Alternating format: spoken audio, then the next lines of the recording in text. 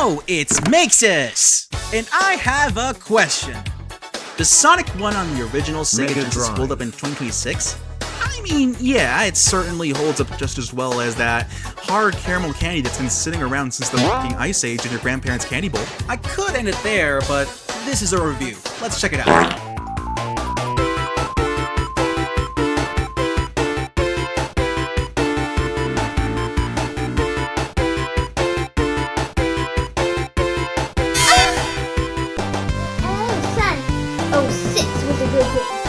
Sonic 06.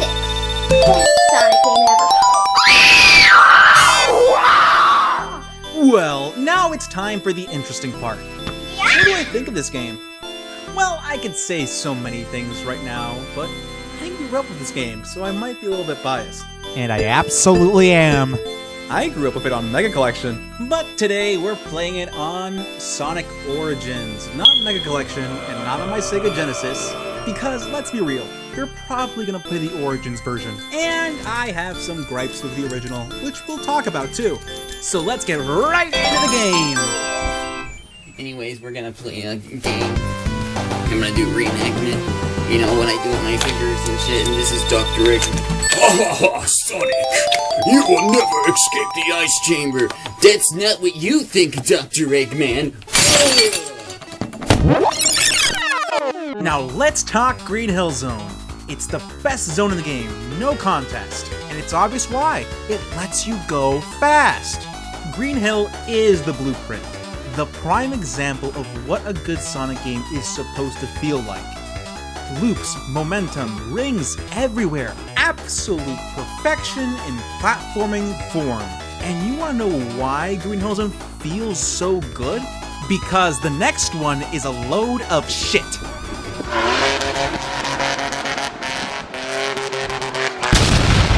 Marble Zone, Sonic 06 Incarnate. This is where the game tells you to go fuck you miles an hour, and expects you to call it good. I guarantee you, every kid who played past Green Hill Zone never made it past Marble Zone on the first try. The game teaches you to go fast in the first stage, but in the second stage, it flips the script. It's like Sonic 1 is the ultimate prophecy for the Sonic series. You're gonna have some really good stuff and some really shitty stuff right after. Oh, and by the way, the game is good after this. Spring Yard Zone. It's bouncy, fast, has all the pinball physics. Basically, all the things you missed from Green Hill Zone are back and better than ever. Especially after that shitstorm known as Marble Zone. This almost makes it feel like it never happened. With music that was allegedly not stolen from Bobby Brown. And yes, I'm talking about Whitney Houston's ex-husband. Which is not only a nice change in pace, but also just a breath of fresh air, especially after having to deal with Marble Zone. Am I right, ladies?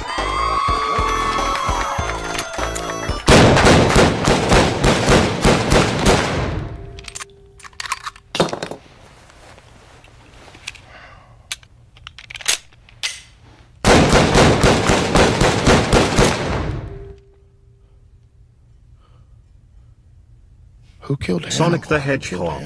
The answer to that question is Labyrinth Zone, which essentially is the hydrogen bomb that nukes any goodwill this game ever had. Meanwhile, Marble Zone is over there looking like a coughing baby. And if you thought that Marble Zone was slow, check this out. It's like watching shit dry on concrete. It becomes even slower than Marble Zone with its water physics. And the platforming is genuinely awful. There are traps everywhere, so you have to go as slow as humanly possible. Oh yeah, and it comes with a side of free trauma. Take a look.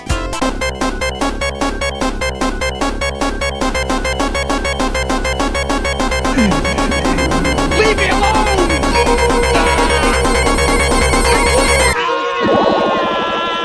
I'm sorry, Sega. Failed in delivering 3D games, and you failed in delivering 2D games. Fuck you! I'm done with this franchise. Where's the damn pause button? Well, I'm not done with this franchise. I still have to finish this review. And after a much-needed smoke break, I think I'm ready to come back to this game. And you know what? I have a good feeling. It's smooth sailing from here on out. Welcome to Starlight Zone, aka the second most loved stage after Green Hill Zone. And it's the best of both worlds, the pinball physics from Spring Yard and the wild twists and turns from Green Hill Zone. And some, including myself, call it the game's saving grace. It mixes complex platforming and speed at the same time. And this is a pattern that will repeat until the end of the game, for the most part. You can't tell me I'm not being honest. Holy Jesus. What is that? What the fuck is that?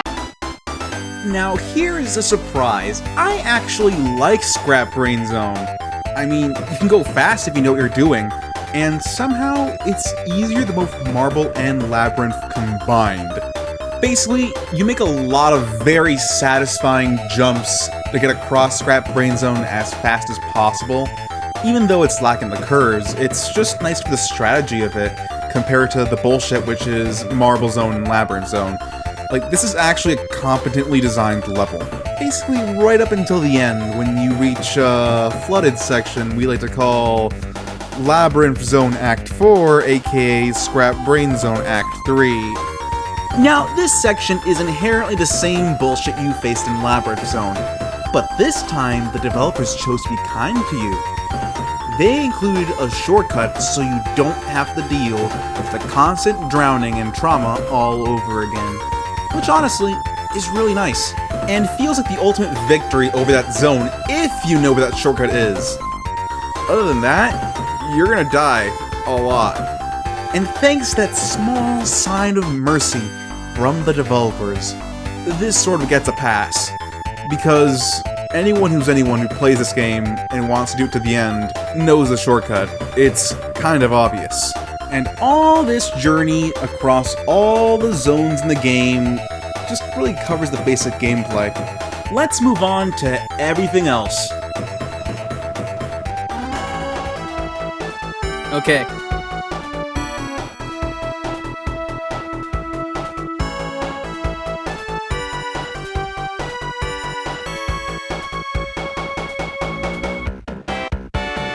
We've talked about gameplay far long enough. Let's talk about the other details.